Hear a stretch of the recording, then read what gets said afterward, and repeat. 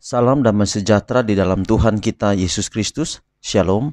Selamat pagi dan semangat pagi. Jumpa kembali kita pada pagi hari ini dengan penuh sukacita untuk mendengarkan pekabaran firman Tuhan. Dan renungan kita untuk hari ini edisi 22 Oktober tahun 2021 dengan judul Mereka yang berduka akan dihibur. Dan sebelum kita lanjutkan, mari kita tunduk kepala dan kita berdoa.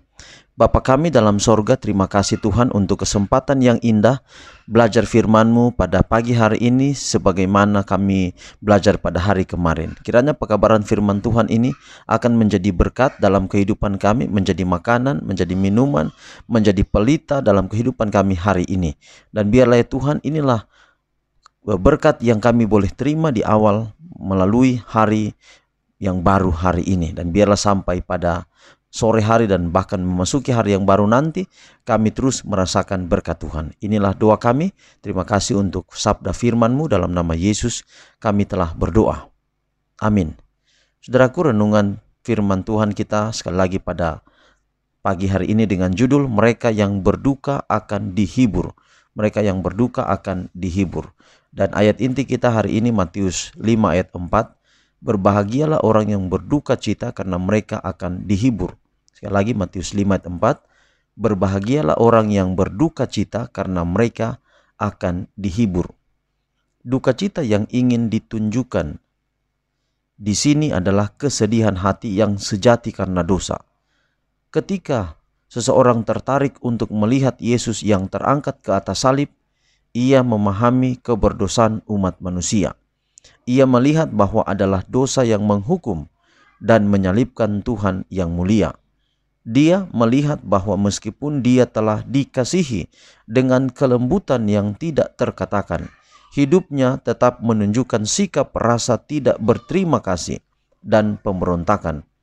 Dia telah meninggalkan sahabatnya dan menyalahgunakan karunia surga yang paling berharga. Dia telah menyalibkan untuk dirinya sendiri anak Allah yang baru dan menusuk lagi jantung yang berdarah itu. Dia dipisahkan dari Tuhan oleh jurang dosa yang luas dan hitam dan dalam, dan dia berduka karena kehancuran hati. Berduka seperti itu akan dihibur. Allah menyatakan kepada kita kesalahan kita dan bahwa kita dapat berlari kepada Kristus, dan melalui Dia kita dibebaskan dari belenggu dosa dan bersukacita dalam kebebasan anak-anak Allah. Dalam kesedihan yang benar, kita bisa sampai di kaki salib dan di sana meninggalkan beban kita. Kata-kata juru selamat memiliki pekabaran penghiburan bagi mereka juga yang menderita kesengsaraan atau berkabung. Kesedihan kita tidak keluar dari tanah Allah, tidak. Ia menindas dan merisaukan anak-anak manusia. Ketika dia menginginkan cobaan dan penderitaan, ketika dia mengizinkan cobaan dan penderitaan adalah untuk kebaikan kita, supaya kita beroleh bagian dalam kekudusannya. Jika diterima dengan iman, cobaan yang tampaknya begitu pahit dan sulit untuk ditanggung akan menjadi berkat. Pukulan kejam yang merusak kesenangan di bumi akan menjadi cara mengalihkan mata kita ke surga. Betapa banyak orang tidak akan pernah tahu bahwa Yesus tidak berduka dalam menuntun mereka untuk mencari penghiburan di dalam Dia. Tuhan akan bekerja untuk semua yang pernah menaruh kepercayaan mereka kepadanya. Kemenangan yang berharga akan diperoleh oleh mereka yang setia. Pelajaran berharga akan dipelajari. Pengalaman berharga akan terwujud. Kristus mengangkat hati yang berduka karena dosa dan memurnikan jiwa yang berkabung sampai hati itu menjadi tempat tinggalnya. Jadi saudara, luar biasa. Berduka yang dimaksud Matius 5 ayat 4, kita juga kadang menunjukkan atau tujukan kepada ketika ada keluarga kita yang meninggal, ada peristiwa kematian dalam kehidupan kita. Dan benar demikian, bahwa berbahagialah orang yang berduka cita, berbahagialah orang yang kehilangan karena kematian. Tetapi renungan kita lebih mengarah kepada duka cita yang dimaksud dalam Matius pasal 5 ayat 4 itu adalah kesedihan hati yang sejati karena dosa. Jadi intinya, kenapa terjadi duka cita di dunia ini? Karena ada dosa di dalamnya. Itulah sebab saudara, ketika ada di dalam dosa, kita tahu Yesus telah mati untuk kita dan dia menangkan kembali kita. Yang tadinya kita diperbudak oleh dosa, tetapi sekarang dengan percaya kepada Yesus, dalam Yesus kita bisa memperoleh kemenangan demi kemenangan. Tetapi ada hal yang penting di sini, bahwa dia adalah Yesus. Ketika Yesus mengizinkan saudara, karena prinsip Alkitab bahwa Tuhan tidak mencobai manusia, tetapi Tuhan mengizinkan upaya setan di atas dunia ini untuk seakan-akan mau menjatuhkan kita, mau membinasakan kita. Tetapi saudara, jangan takut bahwa Allah selalu menyertai kita. Dia mengizinkan itu terjadi, cobaan, penderitaan terjadi, dan Alkitab memberikan kita jaminan bahwa tidak pernah akan melampaui kekuatan kita. Artinya bahwa ketika setan menyerang kita dengan dahsyatnya kekuatannya, maka Allah akan ada di sana, Yesus akan ada di sana. Dia akan membuat kita sanggup memikul. Itulah sebab saudara, kalau kita kecewa harus datang kepada Yesus.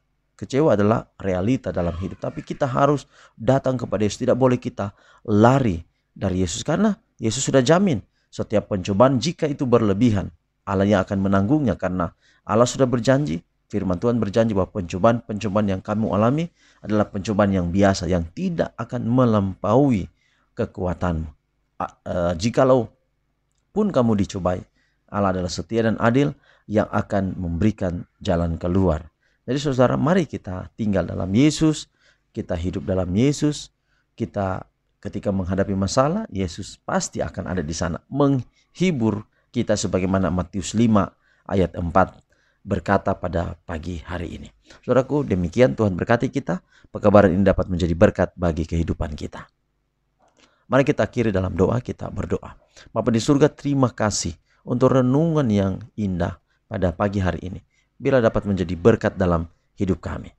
Hamba menyerahkan seluruh keberadaan hidup kami ke dalam tangan Tuhan, khusus bagi anak hamba yang berhari ulang tahun pada hari ini. Tuhan sudah memberkati dia di usianya yang ke-9 tahun. Bila Tuhan akan pelihara dia dalam kebaikan Tuhan.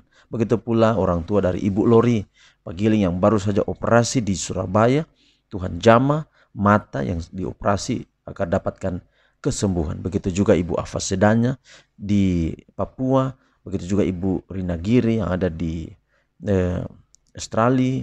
Bapak Hendrik Pagiling, dan semua yang mendengar hamba tidak sebut satu persatu. Tuhan akan berkati, baik jemaat yang hamba layani yang ada di Kombos Timur, jemaat Smyrna, baik juga yang ada di Bukit Loring, jemaat Remnan Rapi juga Tuhan berkati, dan semua umat Tuhan yang pernah hamba layani di tanah Papua, Tuhan juga memberkati. Begitu pula yang ada di jemaat Kema, Tuhan berkati, tua-tua jemaat yang ada di sana dengan orang tua kami, keluarga Mustari Bobane, Tuhan berkati mereka dalam tugas dan tanggung jawab pelayanan. Begitu pula pimpinan daerah kami, pimpinan gereja kami ada di Manado, dan semua pengerja di mana saja yang berada yang juga mendengarkan renungan ini, Tuhan memberkati. Bapa di surga, inilah doa kami. Terima kasih, terpuji nama Tuhan. Dalam nama Yesus Kristus kami persembahkan doa ini. Amin. Demikian saudara renungan kita hari ini. Sampai jumpa besok. Tuhan berkati kita semua. Shalom.